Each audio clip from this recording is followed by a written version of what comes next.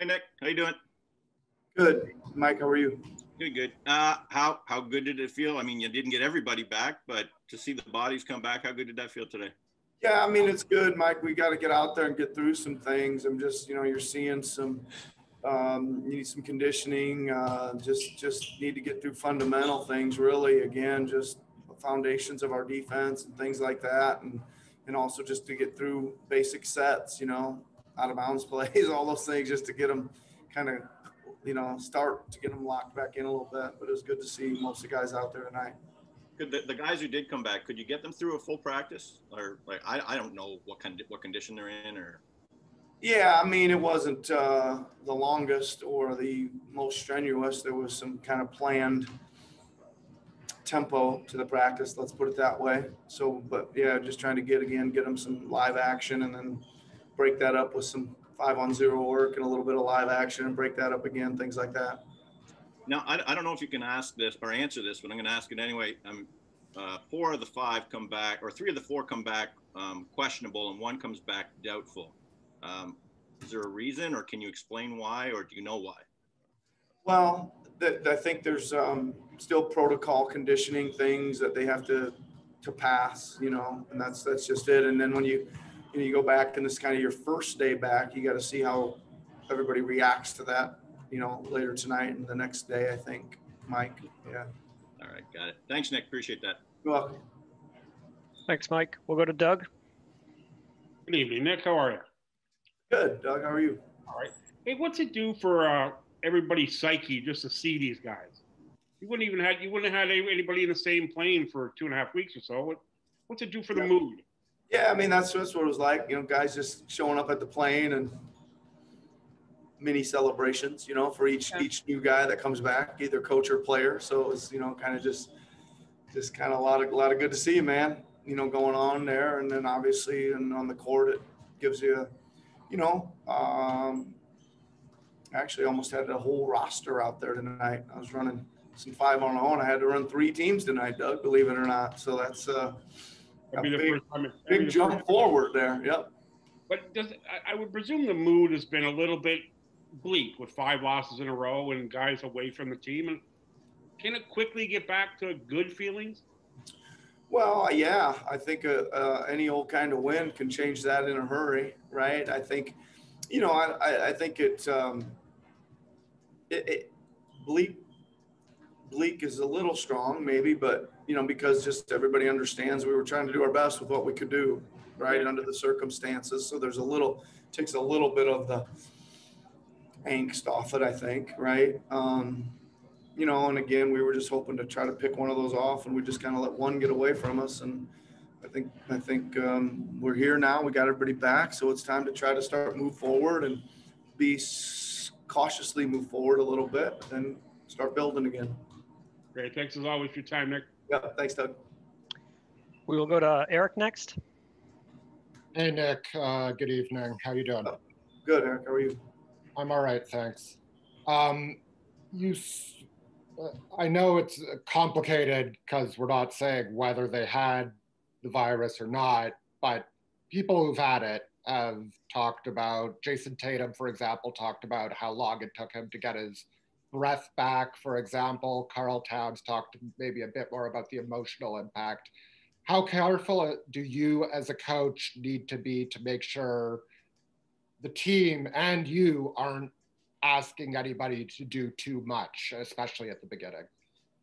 Oh, very, Eric. I think that it's certainly an individual case by case basis, and it's whether you had it or not had it. There's guys that have been out for a long time, so just conditioning in general well-being is at the forefront, and managing the minutes and making sure and asking the guys to be honest with themselves. If they need to come out, they need to come out. Myself trying to control it a little bit and not go too far with it, even if they want to stay. I think there's a little bit of give and take there too, but I think very cautious is where I'd put it. Not that it's the same thing, but sort of at the beginning of the bubble last year, everybody was coming in at a different conditioning point, and you spoke a lot about needing to check in with everybody and needing honesty from people. Does that help you and help them, like encourage honesty? Well, I think it's very similar. You make a good point there, Eric. It is, and it's it's almost the third go around at this. It was the bubble, and then it was the start of this season. It was again, everybody came in at probably different stages than normal for the start of the season. Yeah, so we'll just have to try to gauge it the best we can. Once every few weeks, I make a good point. Have a good night. Thanks. Yep. Thanks, Eric. We'll go to Michael Grange. Eric, hey Nick, nice shirt. Thank you. Very, really jumps off the Zoom. Thank you. It's my first anniversary foundation shirt with City and Color collaboration.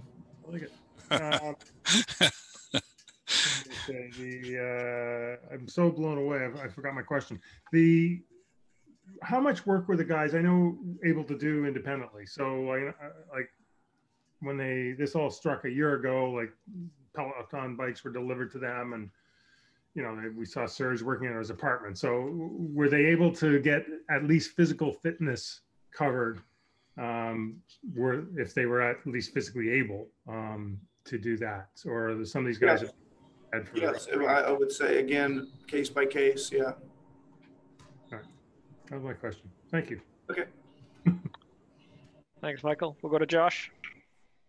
Hey, Nick. Lots to talk about the players, obviously, but you got some coaches back today as well. How nice was it to have some of your staff back? Did you get all of your staff back? Not quite, but just about everybody. Yep, just about everybody's back, Josh. So yeah, it was nice. Obviously missed those guys, and good to turn some of the drills and practice back over to them, things like that, and be able to see a little bit bigger picture instead of being in the middle of every drill and everything. You're not going to miss having more leg room on the bench or all that space that you guys had to spread out the chairs? Well, we got a lot of leg room the way it is these days, Josh, with the bench setup. So someday, I definitely won't miss that either. Thanks, Nick. Okay. Thanks, Josh. We'll go to Steve Simmons. Nick, going to go off the beaten track a little bit, and I apologize if you've been asked about this throughout the week. The NCAA tournament starts on the weekend, and Andrew Nembhard from Gonzaga is a guy who's played for you on the national team. What do you expect from him in the tournament, and what do you want to see from him? Well, if I can just veer off your question a little bit, I'll come back to it here in a second. First of all, obviously he's playing with a chance to do something incredible that he'll never, ever forget, to run the table in the college, which doesn't happen, man. Doesn't happen. 76? That's a long time ago. So that's great for him. But we do have 25, Steve, I think 25 Canadians suiting up this week in the NCAA tournament, which to go along with our 22, I believe, NBA and two-way players. Again, just shows some incredible excitement, I think, surrounding the youth-ish, youngish Canadian players that we have playing right now. So I'm excited to zero into those games. I got all my start times and all that stuff for all the Canadian guys all lined up, ready to go. So I'm excited to watch all these guys and see how they've progressed. And Andrew, he fills a super talented team, and he fills a really nice role for them as a safe pair of hands and kind of an extra shot maker when they need him. Very good defensive player. Again, playing at the highest level can only help him improve. He can learn from some of those guys. I think they've got a All-American or two on that team. They've got a lottery pick for sure on there as well. So I'm sure he's learning a lot from those great players. Thank you. Welcome. Thanks, Steve. Thanks, Steve. We'll go to Aaron Rose. Hey, Nick.